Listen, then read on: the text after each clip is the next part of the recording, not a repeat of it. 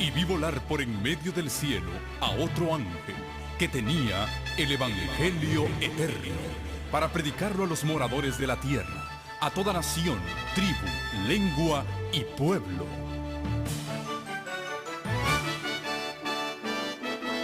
Con ustedes su programa cristiano con temas bíblicos de actualidad. Un programa que trae al mundo la verdad presente. Este es el Evangelio Eterno.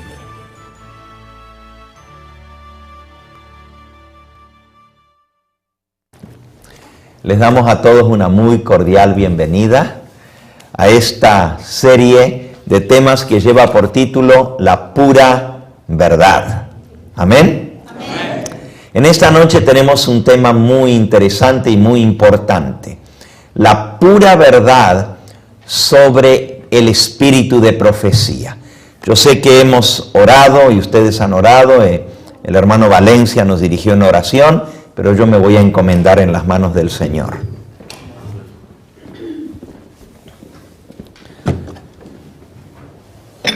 Amantísimo Padre y Dios, sea tu nombre glorificado y exaltado en esta hora.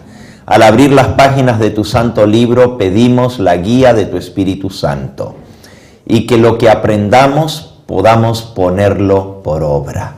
Bendice a cada persona aquí presente y que tu Santo Espíritu grabe en nuestro corazón la verdad de tu palabra. Lo agradecemos en Cristo Jesús. Amén. Amén.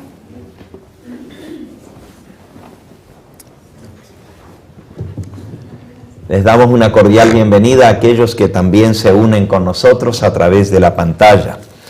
Les invito a abrir la palabra de Dios en Apocalipsis capítulo 12. Apocalipsis capítulo 12.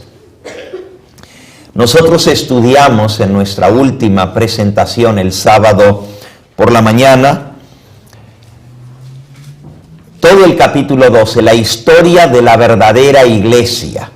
Y vimos cómo el pueblo verdadero de Dios, la iglesia que Cristo reconoce como su esposa, es la iglesia que a lo largo de los siglos ha sido perseguida.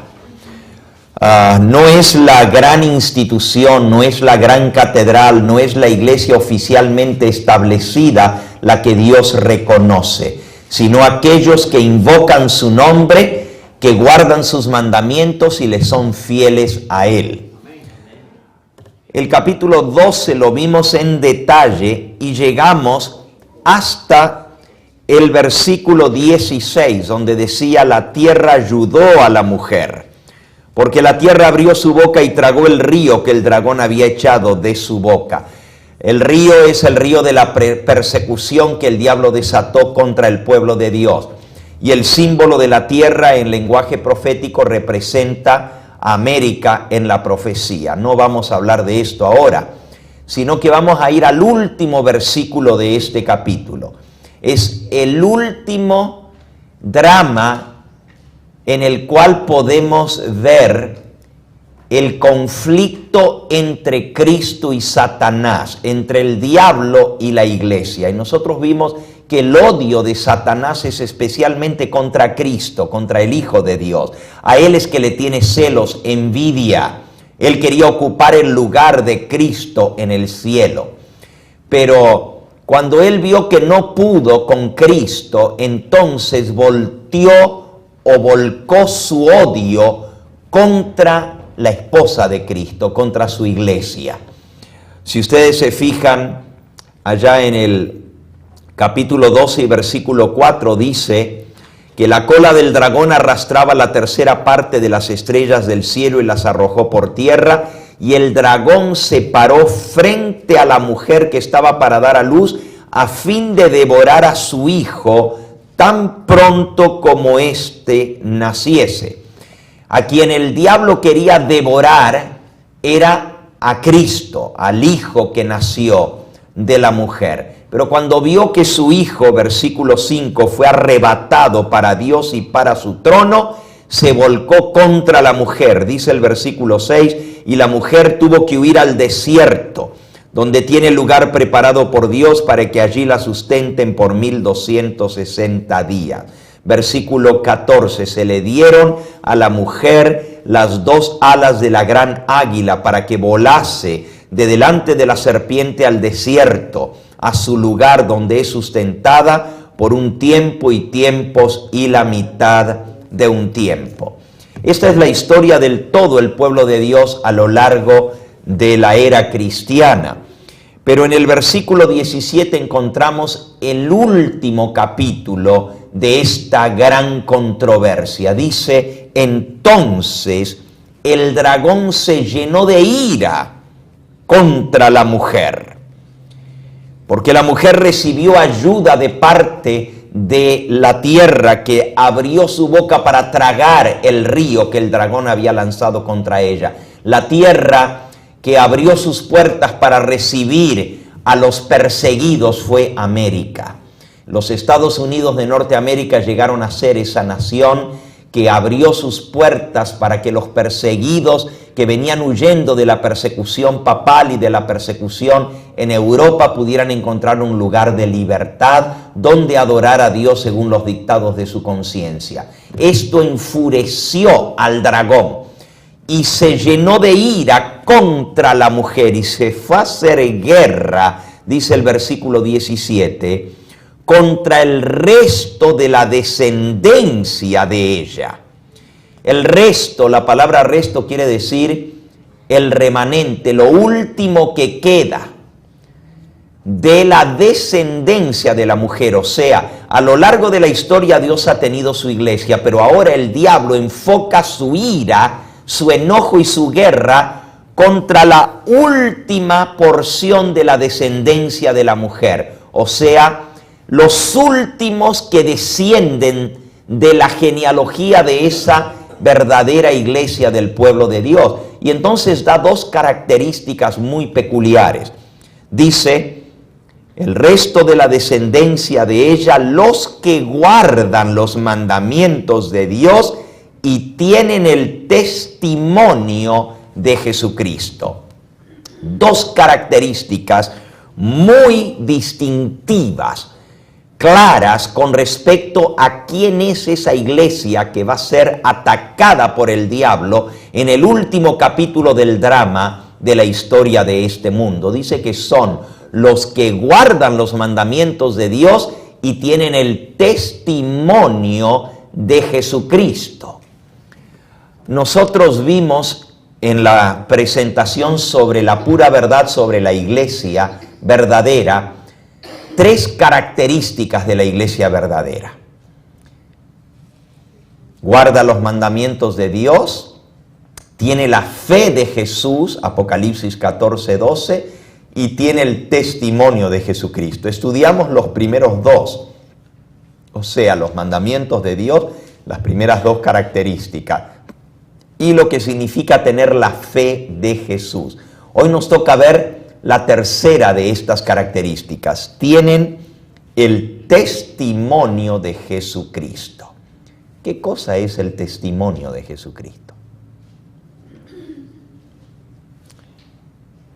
¿Quiénes son los que tienen el testimonio de Jesucristo? Bueno, dice aquí, el resto de la descendencia de la mujer. ¿Qué es el testimonio de Jesucristo bíblicamente hablando? Porque para poder identificar el verdadero pueblo de Dios hay que buscar los que guardan los mandamientos de Dios, son fieles, obedientes al Señor, y también los que tienen el testimonio de Jesucristo. ¿El testimonio de Jesucristo es lo mismo que la palabra de Dios? La palabra testimonio viene del verbo testimoniar o dar un testimonio.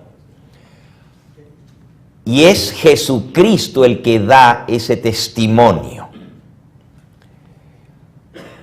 Un testimonio lo da un testigo. Cuando se llama ante la corte a testificar, lo que da un testigo es un testimonio.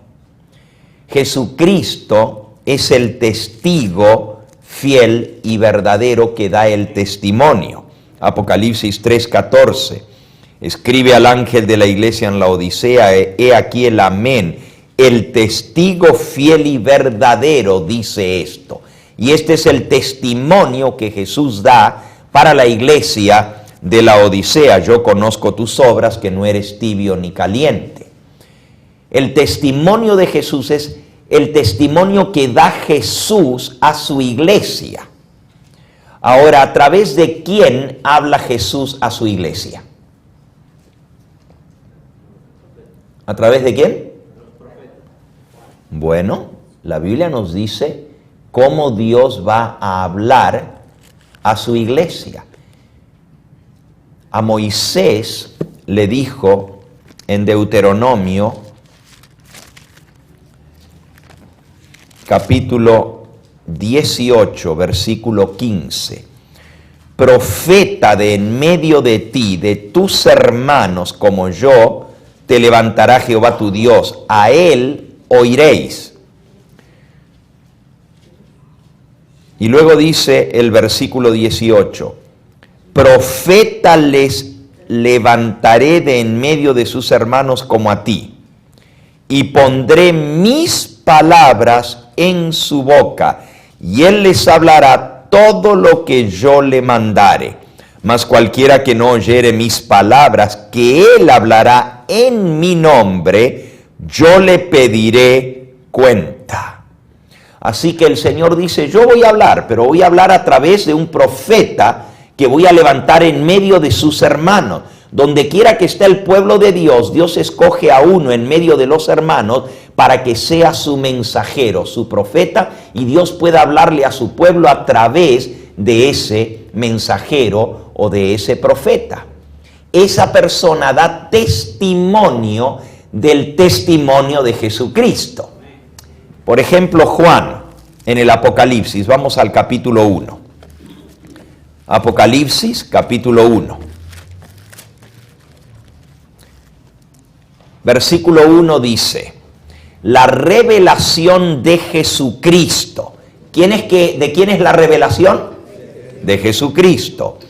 Que Dios le dio para manifestar a sus siervos las cosas que deben suceder pronto, y la declaró enviándola por medio de su ángel a su siervo Juan.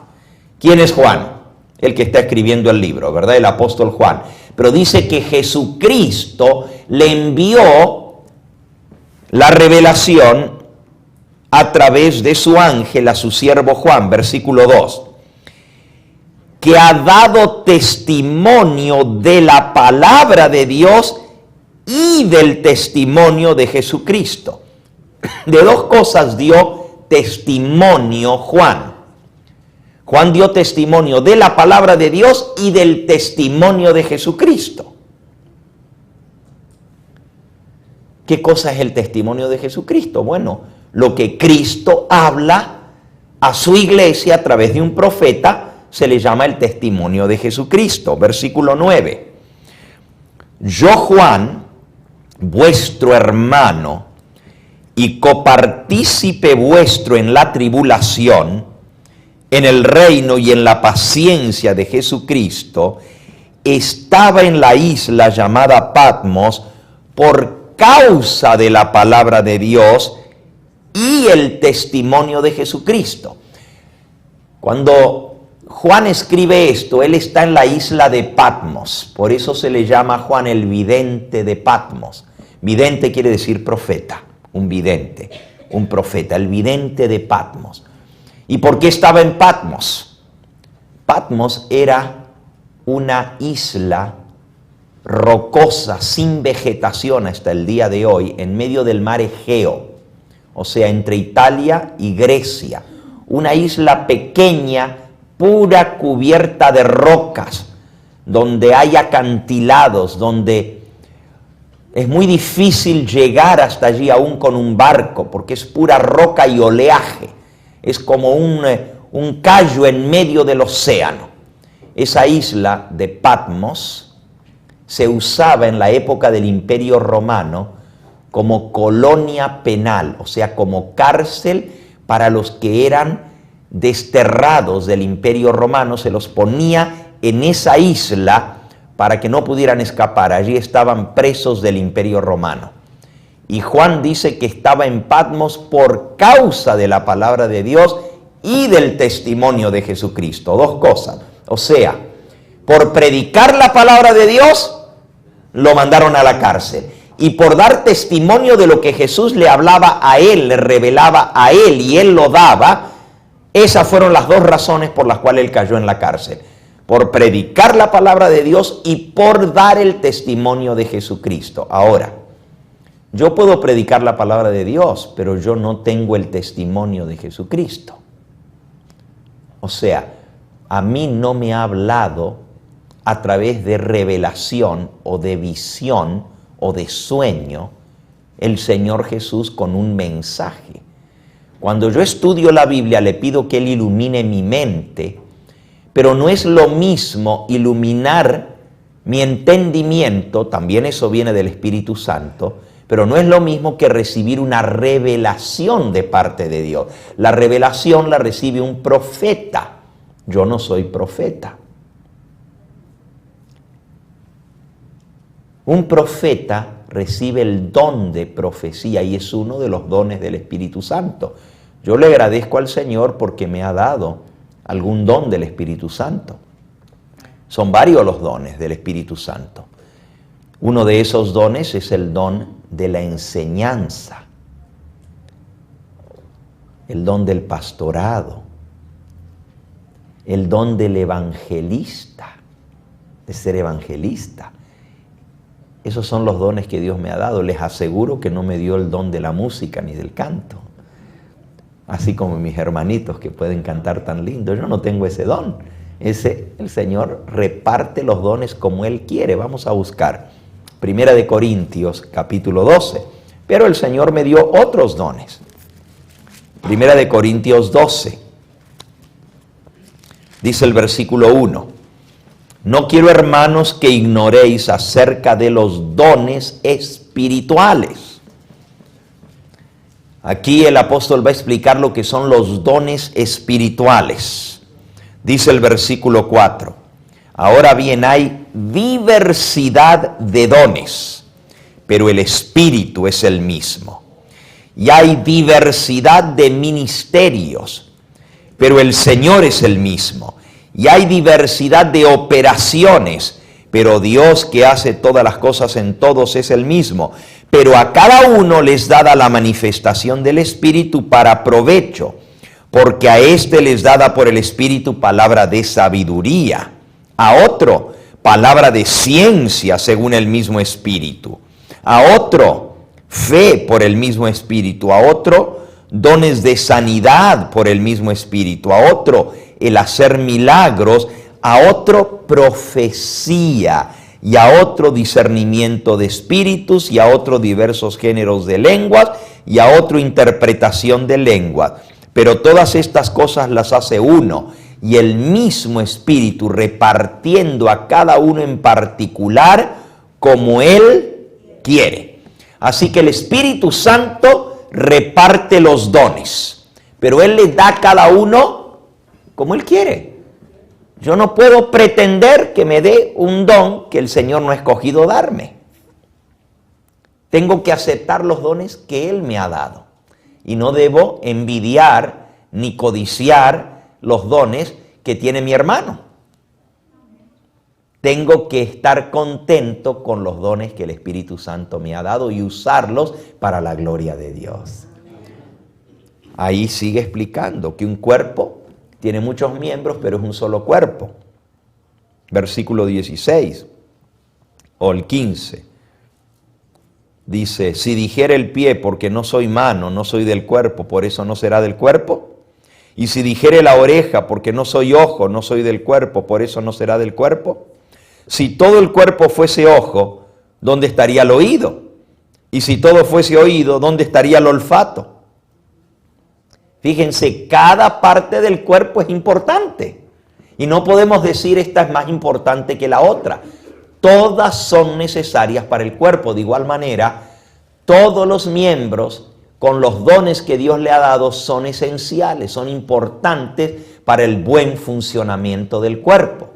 El don de profecía son los ojos del cuerpo, los que ven lo que Dios le revela. Y es importante el don de profecía porque edifica a la iglesia. Primera de Corintios capítulo 14 versículo 3. El que profetiza habla a los hombres para edificación, exhortación y consolación. El que habla en lengua a sí mismo se edifica, pero el que profetiza edifica ¿a quién? A la iglesia. Así que es importante el don de profecía. Por eso el versículo 1 dice: seguid el amor y procurad los dones espirituales, pero sobre todo que profeticéis. Sobre todo el don de profecía. Y entonces dice que el don de profecía es mayor que el don de lenguas. Ahí mismo en el capítulo 14 dice, versículo 5, así que quisiera que todos vosotros hablaseis en lengua, pero más es el que profeticéis, porque mayor es el que profetiza que el que habla en lenguas. El sábado, en el último tema que dimos el sábado, hablamos sobre la pura verdad sobre el don de lenguas. Y ustedes dijeron que les quedó claro con la palabra de Dios el tema del verdadero don de lenguas. Ahora vamos a hablar el verdadero don de profecía. Y usted dice, bueno, ¿y qué tiene que ver el testimonio de Jesús con el don de profecía? Según lo que vimos, el testimonio de Jesús es la revelación que Jesús le da al profeta para que él la comparta con el pueblo. Y vamos a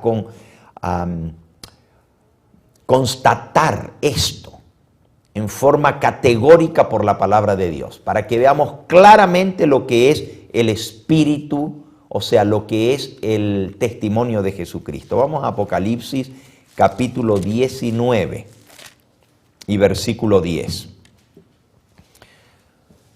Dice el apóstol Juan, yo me postré a los pies del ángel para adorarlo. Apocalipsis 19, 10. Y él me dijo, mira, no lo hagas. Yo soy consiervo tuyo y de tus hermanos que retienen el testimonio de Jesús. Adora a Dios, porque el testimonio de Jesús es el espíritu de la profecía. Aquí clarito la palabra de Dios nos dice que el testimonio de Jesús es el espíritu de la profecía. De todos los dones que Dios da, Él da el don de profecía o el espíritu de profecía, porque es un don del Espíritu Santo, para edificar a la iglesia, para exhortar, para consolar. También el don de profecía anuncia lo porvenir, pero exhorta, edifica, consuela, ayuda a la iglesia, guía al pueblo de Dios. La Biblia nos dice que sin profecía el pueblo será ¿qué? Disipado. Si no hay profecía, el pueblo se dispersa, pero el don de profecía ayuda, guía a la iglesia para que la iglesia no se disperse, para que tenga testimonio de Jesús de lo que debe hacer. Así que aquí vimos que el testimonio de Jesús es el espíritu de la profecía. Fíjense este versículo, lo voy a leer otra vez porque lo vamos a comparar. Vamos a leer otra vez, 19:10, y lo vamos a comparar con el 22, versículo 9, el 8 y 9. Dice el 19:10, yo me postré a sus pies para adorarlo, y él me dijo, mira, no lo hagas. Yo soy consiervo tuyo y de tus hermanos que tienen el testimonio de Jesús. ¿Quiénes son los que tienen el testimonio de Jesús? Vamos ahora a Apocalipsis 22, 8. Yo Juan, el que oyó y vio estas cosas, y después que las hube oído y visto, me postré para adorar a los pies del ángel que me mostraba estas cosas. Pero él me dijo, mira, no lo hagas. Yo soy consiervo tuyo y de tus hermanos los profetas. Comparen otra vez con Apocalipsis 19:10. Mira, no lo hagas, yo soy consiervo tuyo y de tus hermanos que tienen el testimonio de Jesús. ¿Quiénes son entonces los que tienen el testimonio de Jesús? Los profetas. Al comparar estos dos versículos que son exactamente iguales, la terminología del ángel, en una dice, no lo hagas, yo soy consiervo tuyo y de tus hermanos, los profetas. Y en el otro dice, yo soy consiervo tuyo y de tus hermanos los que tienen el testimonio de Jesús. Los que reciben el testimonio de Jesús son los profetas. Ahora, todos los que creemos en los profetas, tenemos el testimonio de Jesús porque el profeta nos dio el testimonio de Jesús. ¿Me explico? Dice Juan, y yo, Juan, di testimonio de la palabra de Dios y del testimonio de Jesús. Él dio testimonio de lo que Jesús le había testificado a él. Y nosotros tenemos ese testimonio a través del profeta. ¿Está claro? O sea, toda la iglesia, como dijo el hermano, tiene el testimonio de Jesús, pero no porque todos seamos profetas. Porque el Espíritu Santo reparte a cada uno el don que Él quiere. Y a uno les da el don de profecía, pero no a todos. Miren la pregunta que hace el apóstol en 1 Corintios 12.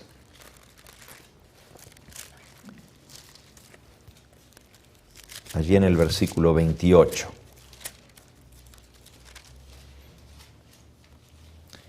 A unos puso Dios en la iglesia, primeramente apóstoles, luego profetas, lo tercero maestros, luego los que hacen milagros, después los que sanan, después los que ayudan, los que administran, los que tienen don de lengua. Y la pregunta que él hace es, ¿son todos apóstoles? ¿Y cuál es la respuesta obvia? ¿Son todos apóstoles, sí o no? Obviamente no. Y luego dice, ¿son todos profetas? ¿Y cuál es la respuesta? No, no todos son profetas. ¿Son todos maestros? No. ¿Hacen todos milagros? No. ¿Tienen todos dones de sanidad? No. ¿Hablan todos en lenguas? No. El Espíritu Santo es el que reparte los dones a cada uno como Él quiere. Y a unos Él pone profetas y a otro pone apóstoles. Vamos a leerlo. Efesios capítulo 4. Efesios capítulo 4.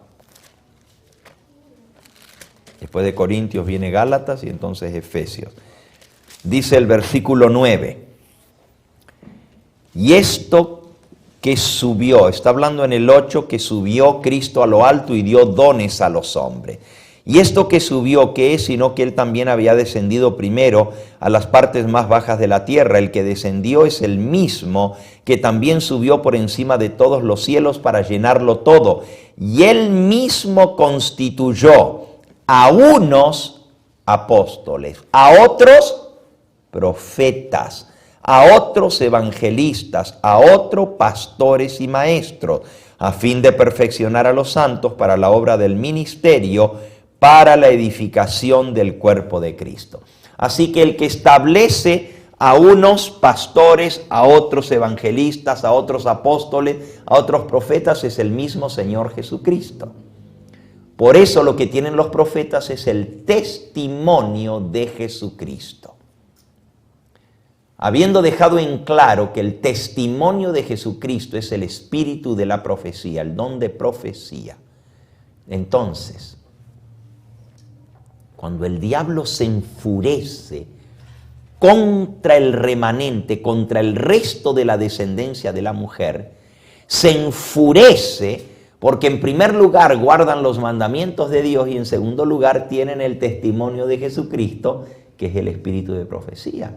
Jesús ha dado testimonio a ese grupo, a ese remanente, a través de una persona que Él escogió de entre sus hermanos para poner las palabras en su boca y para que el pueblo reciba el testimonio de Jesús a través de un profeta.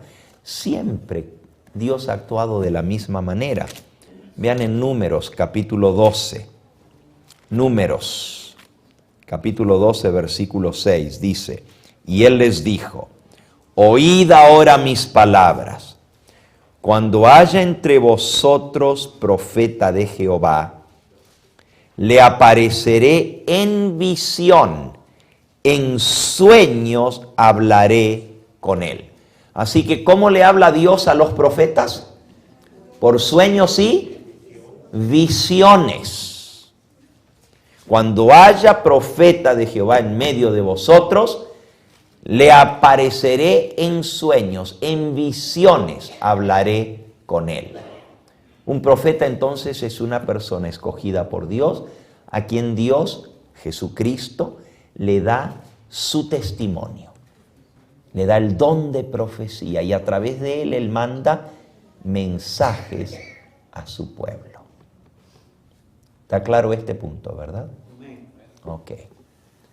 La pregunta es, si el diablo se llena de ira contra el resto de la descendencia de la mujer, los últimos que habrían de estar en esta tierra, o sea, el remanente, los que quedan de la descendencia de la mujer, quiere decir entonces que la iglesia verdadera en este tiempo del fin, justo antes de la venida de Cristo, tiene que tener una característica muy peculiar.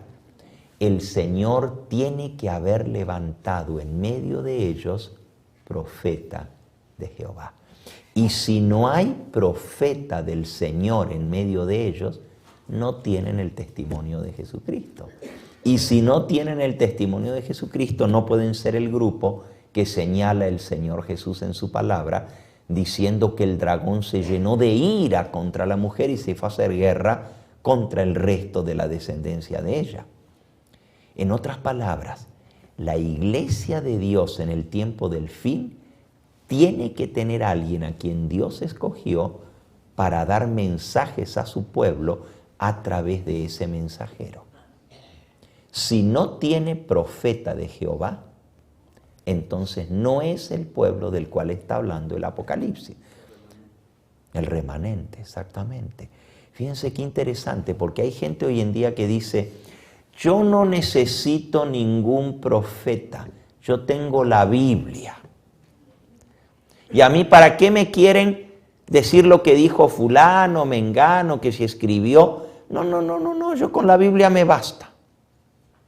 Pero si usted tiene la Biblia, y usted cree en la Biblia, y usted acepta todo lo que dice la Biblia, usted tiene que aceptar que Jesús dijo que en el tiempo del fin Él va a tener su pueblo en esta tierra, el remanente, que no solamente va a guardar los mandamientos de Dios, sino que también va a tener el don de profecía, va a tener el espíritu de profecía, va a ser un pueblo a quien Dios haya levantado en medio de ellos profeta. Profeta levantaré en medio de tus hermanos, a él oiréis. Y el que no escuche la palabra que yo hablaré, porque el Señor dice, yo pondré palabras en su boca. Y el que no escuche la palabra que yo hablaré por medio de ese profeta que yo levantaré en medio de sus hermanos, yo le pediré cuenta. Ahora, como hablamos en nuestro último tema sobre el don de lenguas, el enemigo trata de falsificar todos los dones del Espíritu Santo. ¿Se acuerdan que hablamos de esto en el último tema? El diablo falsifica todo. Todos los dones del Espíritu Santo. Cuando Aarón tiró la vara al suelo, se hizo culebra. Y vinieron los hechiceros de Egipto, los brujos y los astrólogos y adivinos y echaron sus varas al suelo y también se hicieron culebra. Pero la culebra de Aarón se comió la culebra de todos los demás. Pero el hecho es de que los hechiceros, los brujos de Egipto, los encantadores, hicieron lo mismo que hizo el profeta del Señor. Y podríamos ver muchos ejemplos en la Biblia de cómo el diablo es un mentiroso y un falsificador, y él todo lo falsifica. Leímos en nuestra última presentación San Mateo capítulo 7, versículo 22, donde el Señor Jesús dice, muchos me dirán en aquel día, Señor, Señor, ¿no profetizamos en tu nombre? Y en tu nombre echamos fuera demonios y en tu nombre hicimos muchos milagros. Entonces les declararé, nunca os conocí, apartaos de mí, hacedores ¿de qué? De maldad. Dice que en el día de la venida de Cristo muchos le van a reclamar, pero Señor, en tu nombre profetizamos. Estos son personas que decían profetizar en el nombre de Cristo. Pero ¿qué les va a decir Jesús? No os conozco, apartaos de mí, hacedores ¿de qué?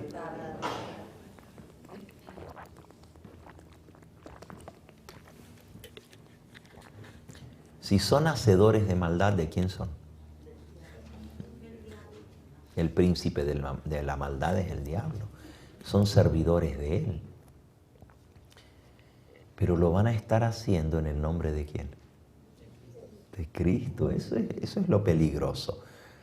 Profetas que van a venir en el nombre de Cristo. Miren, podemos pasar la noche entera leyendo capítulos y secciones de la Biblia donde Jesús amonestó contra los falsos profetas. Él dijo, guardaos de los falsos profetas que vienen a vosotros vestidos de ovejas, pero por dentro son lobos rapaces. Jesús dijo en San Mateo capítulo 24, hablando de las señales del tiempo del fin, ¿qué dijo él? Muchos vendrán en mi nombre y a muchos engañarán. Vamos a Mateo 24, porque este es el capítulo para el tiempo del fin, el sermón profético de Cristo que nos concierne a cada uno de nosotros. Dice en Mateo 24, en el versículo 11.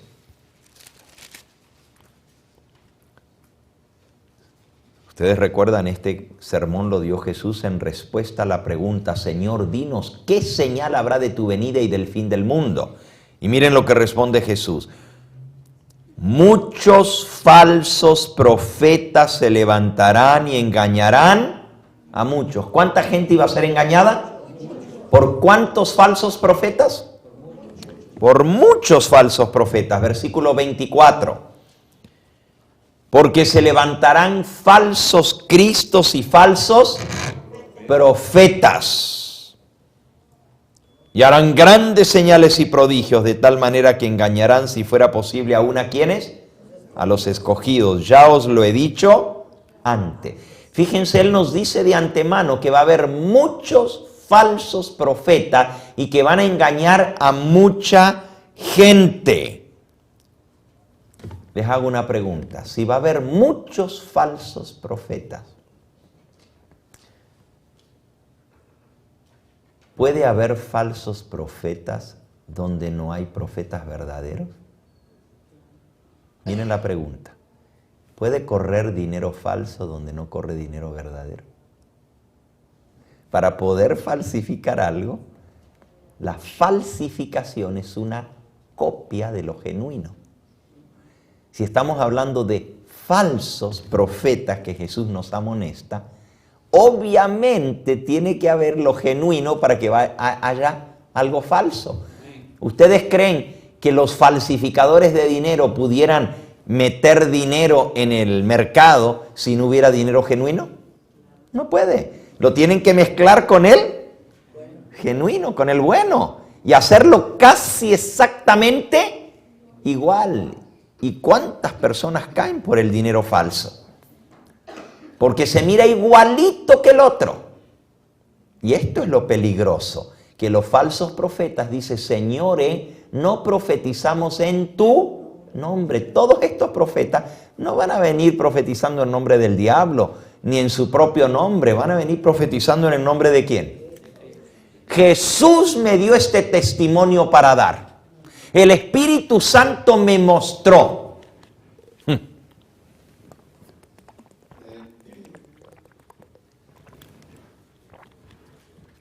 ¿Ustedes han visto cuánta gente hoy en día anda diciendo, el Espíritu Santo me mostró? el Espíritu Santo me mandó a que le dijera tal cosa. ¿Cómo sabemos si realmente Dios habló o no habló a través de esa persona? La gente dice, no, yo mejor no creo en nada. Mejor nomás la Biblia y ya con eso tengo. Es importante la Biblia, claro, porque de esto sí sabemos que es palabra de Dios. Ahora, lo que está hablando mi hermano, yo no sé si es o no es, tengo que ponerlo a prueba.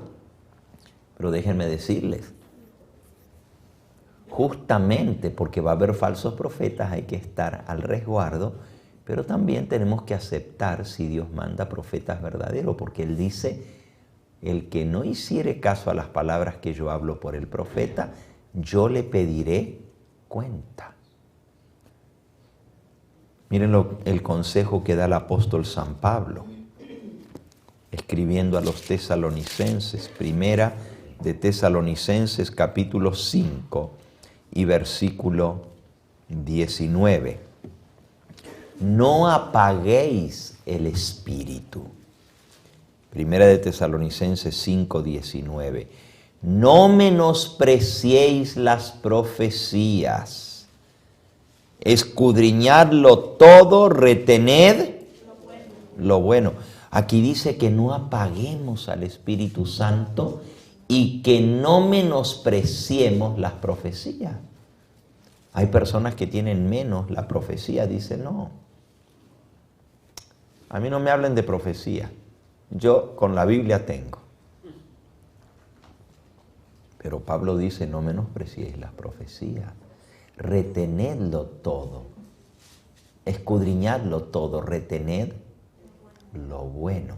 Y el apóstol Juan nos amonesta a probar los espíritus para ver si son de Dios o no. Primera de Juan, capítulo 4 y versículo 1. Amados. Primera de Juan 4:1. Amados, no creáis a todo espíritu, sino probad los espíritus para ver si son de Dios o no. Porque muchos falsos profetas han salido por el mundo. ¿Cuántos falsos profetas? Muchos. Por eso Juan nos dice, amados, no creáis a todo espíritu. Está hablando del espíritu de profecía, obviamente. No creáis a todo espíritu, sino probad los espíritus de los profetas.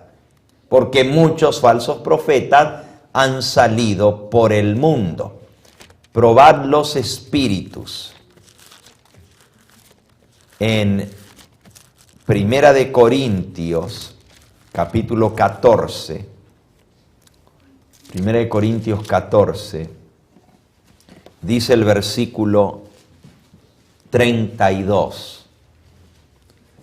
Y los espíritus de los profetas están sujetos a los profetas, pues Dios no es Dios de confusión, sino de paz, como en todas las iglesias de los santos. Fíjense, los espíritus de los profetas están sujetos a los profetas. Probar los espíritus para ver si son de Dios o no. ¿Y cómo los probamos? Porque el que dice tener espíritu de profecía tiene que estar sujeto a los profetas, porque Dios no es Dios de confusión. Sujeto quiere decir amarrado. Algo sujeto es que está bajo la jurisdicción, bajo el dominio de otro. Una persona sujeta quiere decir que está bajo el dominio de aquel a quien se le sujeta. Y entonces los espíritus de los profetas deben estar sujetos a los profetas. ¿A cuáles profetas? A los profetas de Cristo. ¿Y cuáles son los profetas de Cristo? Los que escribieron la Biblia sabemos que son profetas de Cristo. De los demás hay que probarlo, pero a los que escribieron la Biblia, esos sí son profetas de Cristo. Efesios capítulo 2. Dice el versículo 20. Edificado sobre el fundamento de los apóstoles y profetas, siendo la piedra principal del ángulo Jesucristo mismo. Así que el fundamento de la iglesia está aquí, en los apóstoles y los profeta. Los apóstoles escribieron el Nuevo Testamento, los profetas escribieron el Antiguo Testamento. Y ese es el fundamento de la iglesia, los apóstoles y profetas. Cuando viene un nuevo profeta que dice tener revelación de Dios, tiene que sujetarse a los profetas de la Biblia, porque Dios no es un Dios de confusión. O sea, Dios no le va a decir o no le va a revelar algo a un profeta que contradiga lo que Dios habló a través de otro profeta. Por eso, cuando vamos a probar un profeta, tenemos que ver si lo que dice está de acuerdo con lo que hablaron los demás profetas. A la ley y al testimonio. Si no hablaren conforme a esto, es porque no les ha amanecido. Isaías 8:20. A la ley y al testimonio. O sea, para probar un profeta, hay que ver si lo que dice este profeta está sujeto a los profetas de la Biblia. Si contradice la palabra de Dios, si enseña algo contrario a lo que Dios ha hablado, Dios no es Dios de confusión, ni que estuviera Dios loco para decirle a un profeta una cosa y al otro le diga algo contrario. Pero sin embargo, hoy en día, montones de falsos profetas han salido que contradicen la palabra de Dios. Usted los puede captar inmediatamente. Dicen algo que no está de acuerdo, aún así está escrito. Y ya con eso usted sabe. Miren, cualquier persona que pretenda ser profeta de Dios, pero que diga una sola cosa que contradiga la palabra de Dios, ya nosotros podemos saber que no es profeta de Dios. Porque Dios no se contradice. Dios no es Dios de confusión, dice el apóstol. Con una sola cosa que diga el profeta, que contradiga la palabra de Dios, ya sabemos que no es profeta del Señor. Vamos a ver otra prueba del verdadero profeta.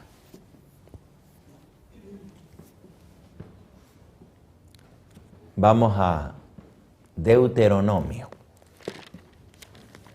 capítulo 18. Deuteronomio 18.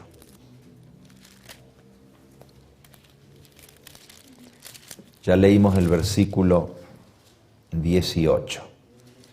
Profeta les levantaré de en medio de sus hermanos como tú, y pondré mis palabras en su boca, y él les hablará todo lo que yo le mandare. Mas a cualquiera que no oyere mis palabras, que él hablará en mi nombre, yo le pediré cuenta. El profeta que tuviera la presunción de hablar palabra en mi nombre, a quien yo no le haya mandado hablar, o que hablar en nombre de dioses ajenos, el tal profeta morirá. Hermano, este tema, Deuteronomio 18, estábamos leyendo el 18, el 19 y el 20. Miren, hermanos, este es un asunto bien grave. Miren cuán grave es este tema. Si por un lado yo no recibo la palabra de un profeta que Dios mandó, Dios me va a pedir cuenta a mí. Pero si por otro lado viene un profeta que dice, el Señor me mostró, el Señor me mandó a que le diga, el Espíritu Santo me reveló, pero en realidad Dios no habló, sino que ese profeta está hablando sin que Dios lo mandara. El profeta, versículo 20, que tuviere la presunción de hablar palabra en mi nombre, a quien yo no lo mandé a hablar, o que hablar en nombre de dioses ajenos, el tal profeta morirá. Hermanos, le va a costar la vida a una persona que diga que Dios lo mandó a hablar. El Señor me mostró, el Señor me dijo tal cosa, y si Dios no habló, ¡wow! El tal profeta morirá. Y si dijeres en tu corazón, versículo 21, ¿cómo conoceremos la palabra que Jehová no ha hablado? Si el profeta hablare en nombre de Jehová y no se cumpliere lo que dijo, ni aconteciere. Es palabra que Jehová no ha hablado. Con presunción la habló el tal profeta, no tengas temor de él. La primera prueba es a la ley y al testimonio. Si no hablan de acuerdo a la escritura, es porque no les ha amanecido. La segunda prueba es, si no se cumpliere la palabra que habla el profeta, olvídense, no le tengan miedo, que se anda hablando por sí solo. ¿Por qué? Porque Dios, hermanos, no se equivoca ni en una. Los psíquicos y los astrólogos y los que predicen el futuro, los adivinos, eso.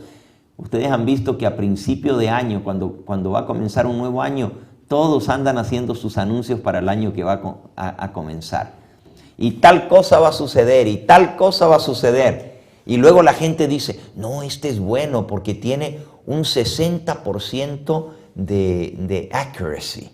¿Cómo se dice? Accuracy es seguridad. Sí, es como seguridad, pero que le atina, pues, que le atina. Sí, de exactitud en su predicción. Efectividad. O sea, la gente dice, no, ese es malo, ese un 20% de lo que dice sale. Pero este no, un 60%, un 70% de lo que dice, ese sí le atina, ese sí se cumple lo que dice. Puro cuento. Con una nomás que falle, ya sabemos que anda hablando de pura presunción. Porque miren, hermano, Dios no se equivoca ni en una. ¿Cómo Dios va a decir y le va a atinar a una sí y a otra no? Ni modo que no fuera Dios, ¿verdad? Hermanos, con una palabrita que diga un profeta que no se cumple la palabra, por más que se cumpla el 99%, con una profecía que dé y que no se cumpla, usted ya sabe que esa persona no habla de parte de Dios. Porque Dios no se equivoca. Dios no le atina. Dios no adivina.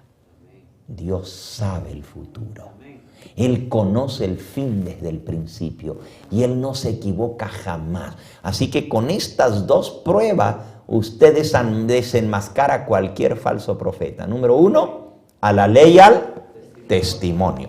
Si no hablaren conforme a esto es porque no les ha amanecido. O sea, si el profeta dice nomás una cosita que no esté de acuerdo a la palabra de Dios, ya usted sabe que no viene de parte de Dios. Con una cosita que diga el profeta que no se cumpla, ya usted sabe que no viene de parte de Dios. Hay una tercera prueba que le podemos aplicar a los profetas. Primera de Juan, capítulo 4 y versículo 1 y 2. Primera de Juan 4, versículo 1 y 2. Dice, amados,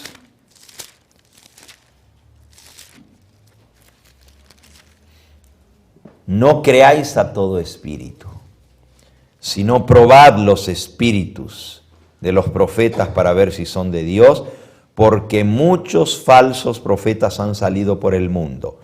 En esto conoced el Espíritu de Dios. Todo espíritu que confiesa que Jesucristo ha venido en carne es de Dios. Y todo espíritu que no confiesa que Jesucristo ha venido en carne no es de Dios. Este es el espíritu del anticristo, el cual vosotros habéis oído que viene y que ahora ya está en el mundo. El que no confiesa que Jesucristo es venido en carne. Aquí de una vez, de un plumazo, usted borra a todos los espiritistas, porque los espiritistas no creen en la encarnación del Hijo de Dios. Recuerden que los espiritistas creen que el cuerpo es la cárcel del espíritu y que cuando uno muere se libera de esta cárcel del espíritu para vivir en el mundo de los espíritus. Pero la Biblia dice, el que no confiesa que Jesucristo ha venido ¿en qué? En carne. Jesucristo no solamente se encarnó para venir a vivir los 33 años y medio que vivió en esta tierra. Jesucristo tomó la naturaleza humana y se encarnó. Jesucristo ha venido en carne y se ha quedado con una naturaleza humana por toda la eternidad. Él no se puso un manto que después se lo quitó. No se colocó la naturaleza humana nomás por un tiempito que estuvo en esta tierra y ya luego que murió, resucitó y ahora es espíritu. Eso creen los testigos de Jehová. Los testigos de Jehová dicen que Cristo no resucitó con su cuerpo físico. No resucitó de carne y hueso, sino que resucitó en espíritu y que Él es espíritu, no tiene carne ni hueso. Pero eso contradice lo que Jesús dice. Está en contra directamente de la palabra de Cristo. Vayan a San Lucas, capítulo 24.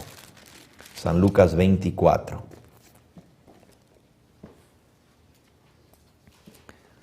Versículo 36. Mientras ellos aún hablaban de estas cosas, Jesús se puso en medio de ellos y les dijo: paz a vosotros. Está hablando después de la resurrección de Cristo. Entonces, espantados, los discípulos pensaban atemorizados que veían un espíritu.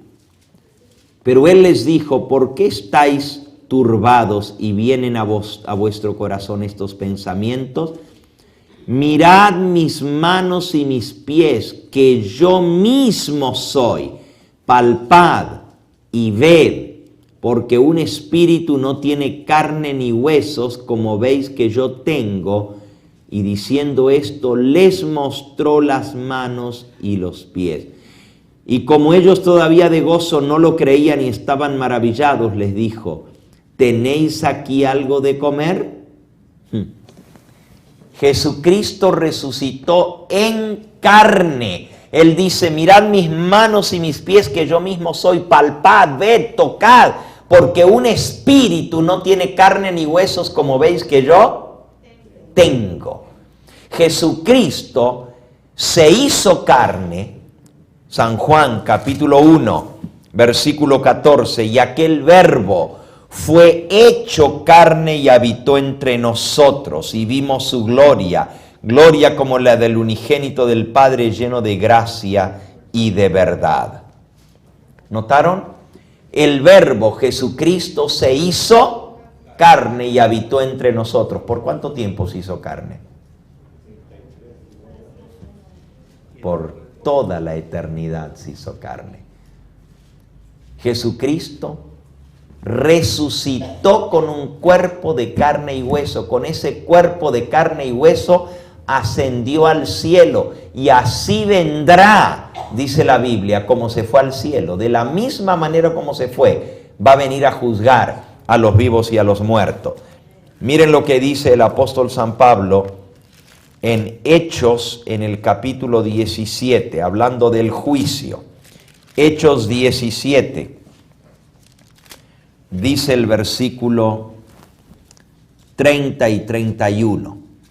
Pero Dios, habiendo pasado por alto los tiempos de esta ignorancia, ahora manda a todos los hombres en todo lugar que se arrepientan, por cuanto ha establecido un día en el cual juzgará al mundo con justicia por aquel varón a quien ha designado, dando fe a todos con haberle levantado de los muertos. Fíjense, cuando Él viene a juzgar, va a juzgar a los vivos y a los muertos con justicia por aquel varón a quien Él designó, dando fe a todos con haberle levantado de los muertos. Varón le llama, no espíritu, varón. Un varón es un hombre. Cuando Cristo venga a juzgar, va a venir a juzgar como varón, como hombre.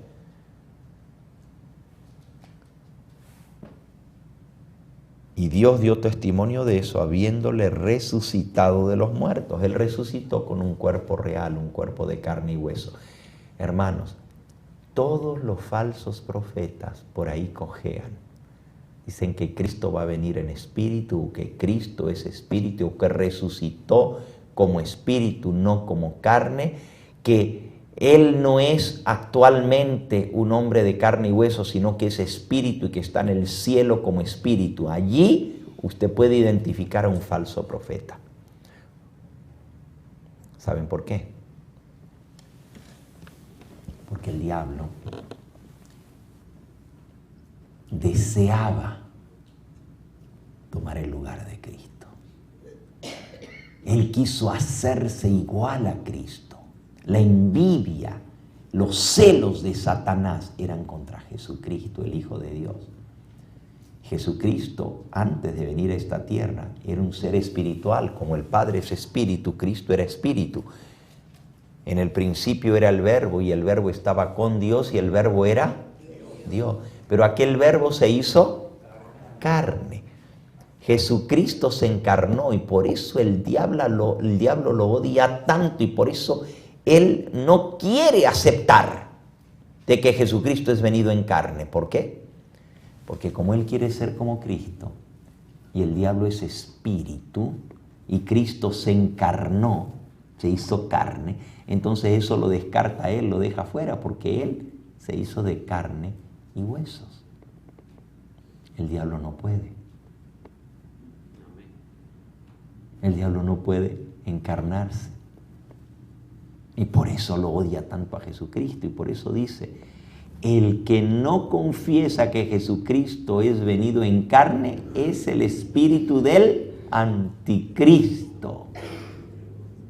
¿Ok? Ese es el tercer punto. Vamos al último punto, el tiempo se nos fue. San Mateo capítulo 7, una prueba más para identificar a los falsos profetas de los verdaderos.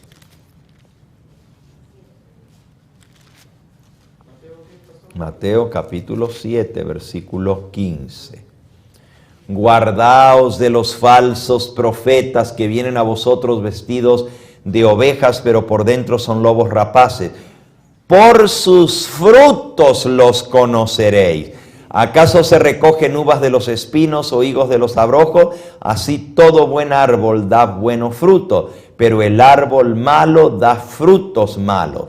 No puede el buen árbol dar malos frutos, ni el árbol malo dar frutos buenos.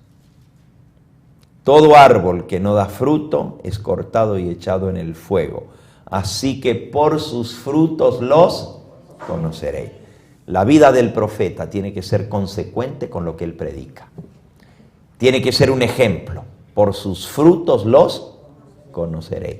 Dios no va a escoger a una persona para que sea su mensajero, una persona que tiene una doble vida, una persona que con la misma boca alaba a Dios y blasfema a su hermano, una persona inconsecuente en sus asuntos espirituales y religiosos, una persona que no le sirve a Dios 100%, no puede ser mensajero de Él. Todos los profetas de Dios eran consagrados, hombres que Él escogió para ser sus siervos. Bien, hemos visto las 4 pruebas del verdadero profeta. Ahora la pregunta es esta. Si Dios tiene una iglesia en esta tierra y es la que guarda los mandamientos de Dios, tiene la fe de Jesús y tiene el don de profecía.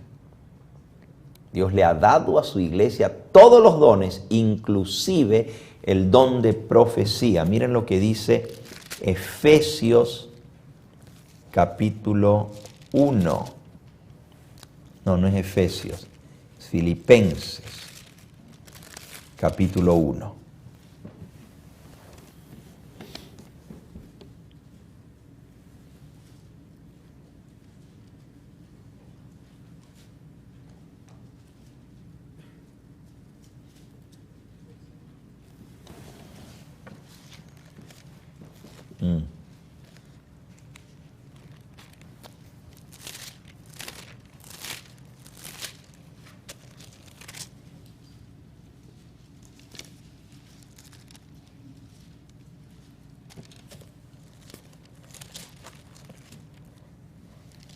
Filipenses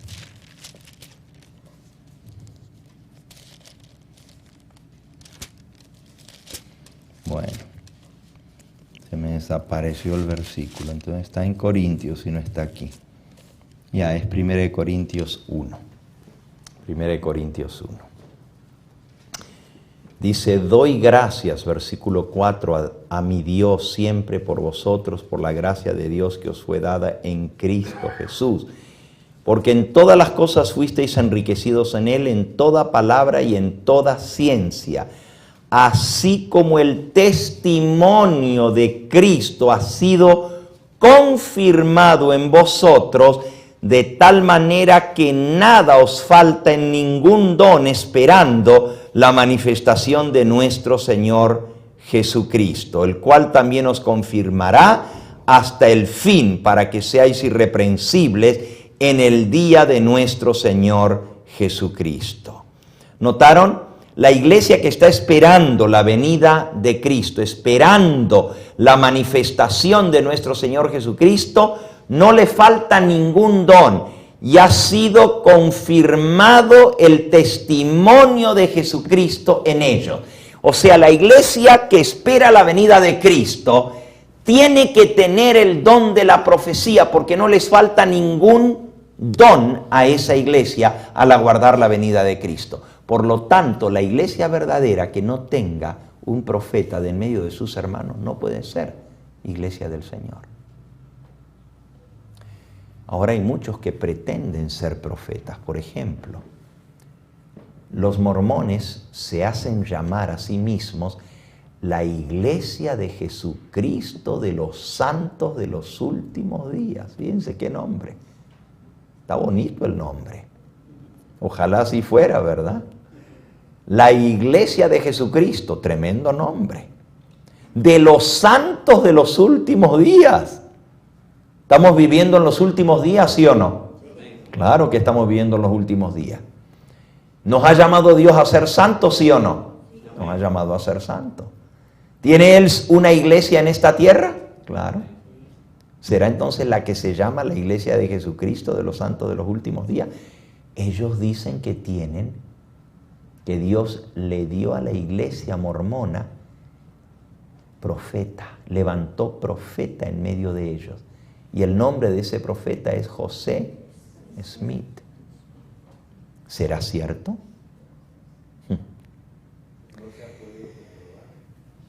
Al contrario, se ha podido comprobar que es falso profeta. Eso sí, se ha podido comprobar que es falso profeta. Y podríamos comenzar a mencionar muchos otros que se dicen llamar profetas. Ahora, la iglesia adventista dice tener una mujer por profetisa. Helena Harmon de White. La pregunta es, ¿será o no será profeta del Señor? ¿Será que Dios escoge una mujer o nomás escoge hombres en la Biblia? ¿Hay ejemplos en la Biblia de mujeres que fueron profetas o no? En la Biblia. ¿Sí o no? Y muchas. Podríamos leer una tras otra, nomás un sermón entero estudiando sobre las profetas de la Biblia, mujeres profetisas. La primera que se menciona en la Biblia fue María. Miren, Éxodo capítulo 15. Éxodo capítulo 15. Dice el versículo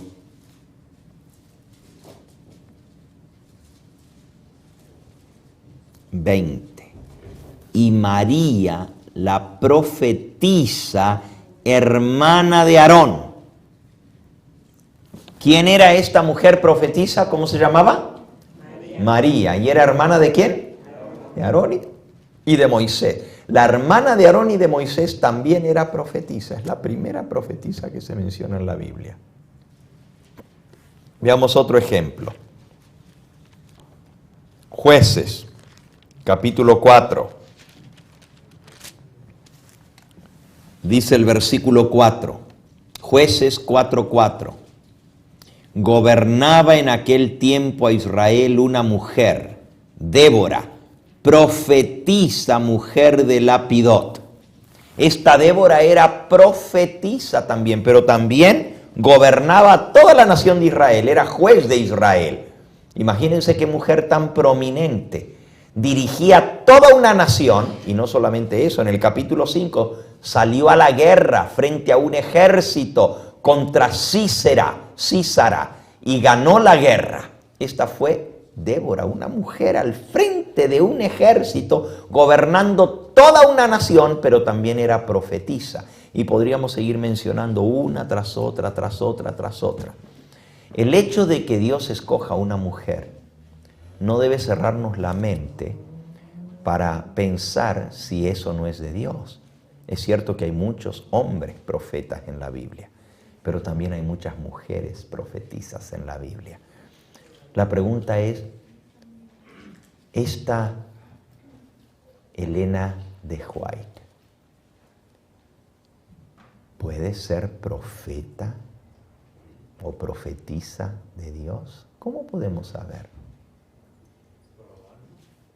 Así mismo, hay que poner a prueba y aplicarle todas las pruebas del verdadero profeta. La Iglesia Adventista cree que Dios escogió a esta mujer desde que era jovencita. Según la historia, Elena se llamaba Elena Harmon. El apellido de su papá era Harmon, el apellido de su mamá era Gold. Gold, por eso le ponen Elena G. de White.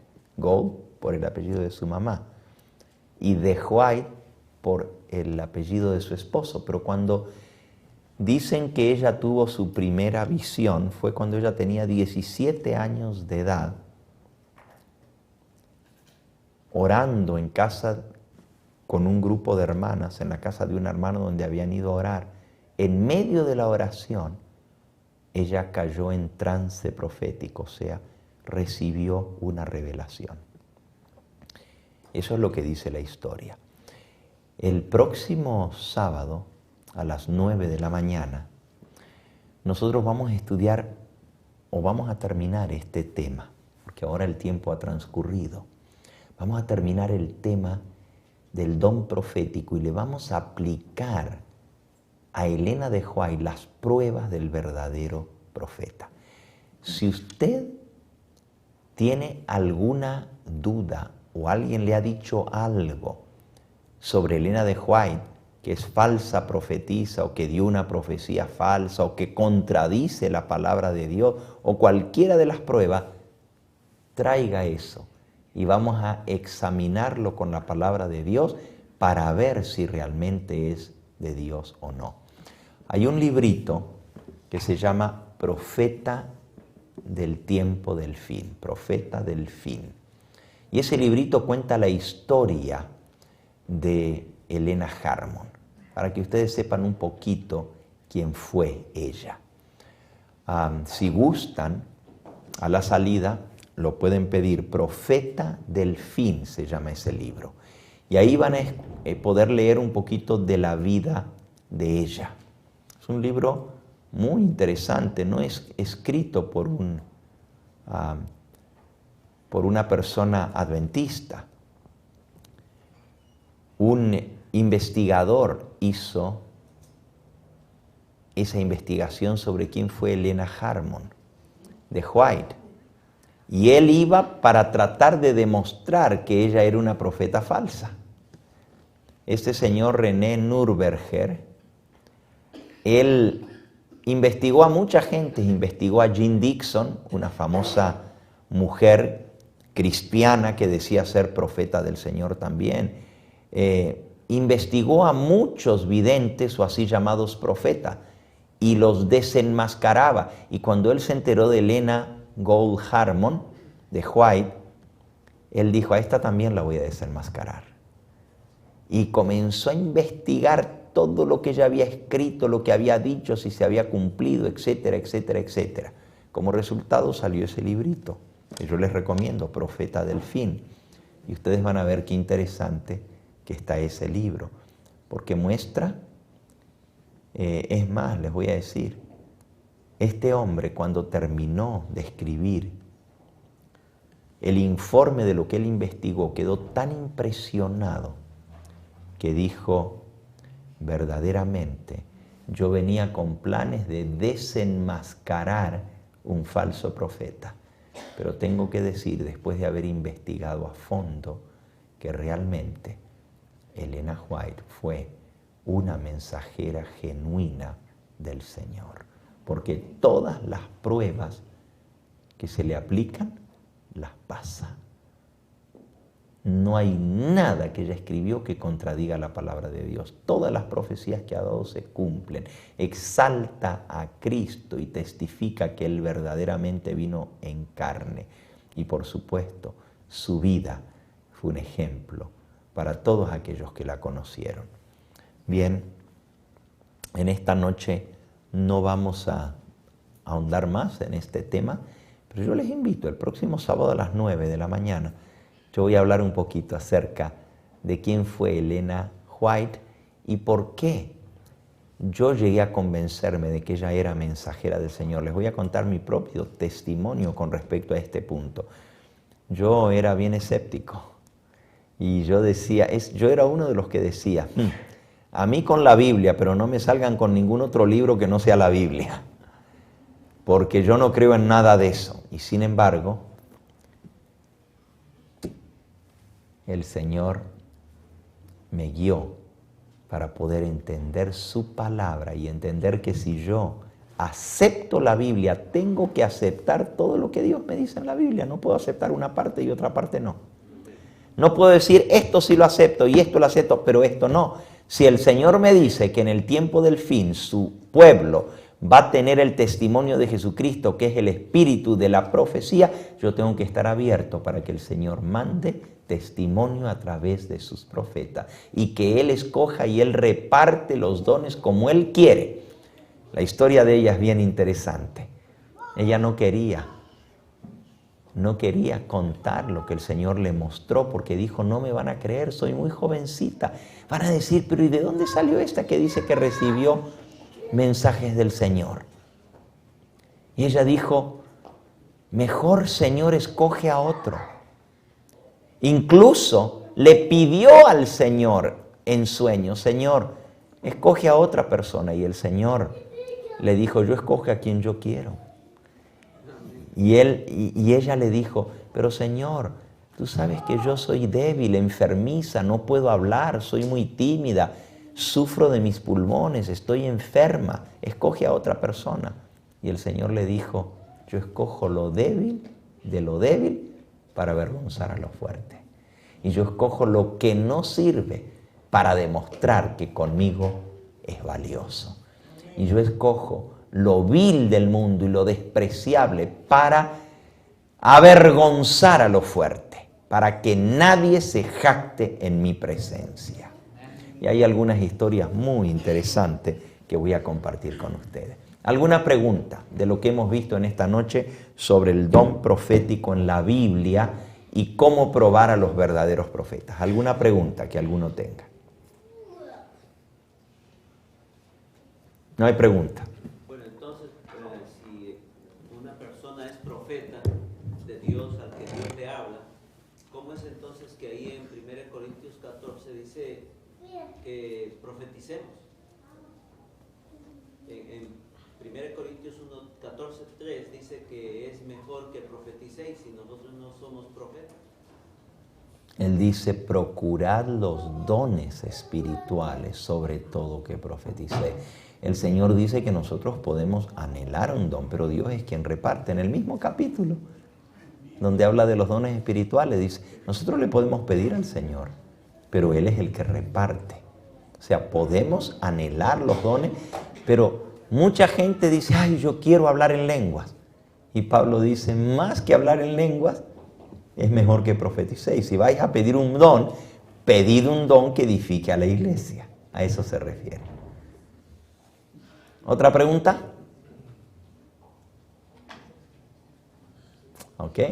Vamos a ponernos en pie entonces Vamos a cantar el himno número 438. Iglesia de Cristo, renueva tu amor y aguarda esperando a tu augusto Señor. Vamos a postrarnos para orar.